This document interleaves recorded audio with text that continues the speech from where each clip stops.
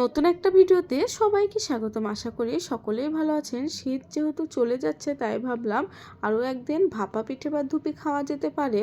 ধুপি তৈরি করার জন্য চাল ভিজিয়ে নিয়েছিলাম, ভেজানোর পর গুঁড়ো করে নিয়েছিলাম। এই দেখুন, এর মধ্যে চিনি, লবণ, বাদাম সমস্ত কিছু মিশিয়ে নিয়েছি।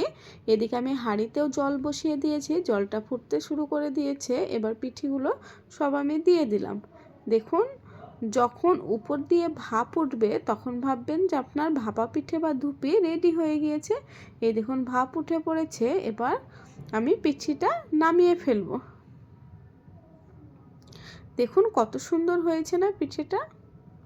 আপনারা কে কে ভাপা পিঠে খেতে ভালোবাসেন অবশ্যই কমেন্ট করে জানাবেন। ভাপা পিঠে খেতে আমাদের খুবই ভালো লাগে, তাই আরও একদিন ভাপা পিঠে করে দেখালাম। এই দেখুন, আমাদের পুচকু আয়ান শুদ্ধ ভাপা পিঠে খেতে শুরু করে দিয়েছে। এইভাবে আপনাদের সঙ্গে গল্প করতে করতে আমি অনেকগুলো পিঠে তৈরি করে ফেললাম। ভাপা পিঠে আমার খেজুরের গুড় দিয়ে খেতে অনেক ভালো লাগে, তাই এই দেখুন ভাপা পিঠে নিয়ে নিয়েছি আর খেজুরের গুড়। এইভাবে কারা কারা খেতে ভালোবাসেন সেটাও কমেন্টে জানাবেন। ভিডিওটা ভালো লাগলে শেয়ার করে দেবেন।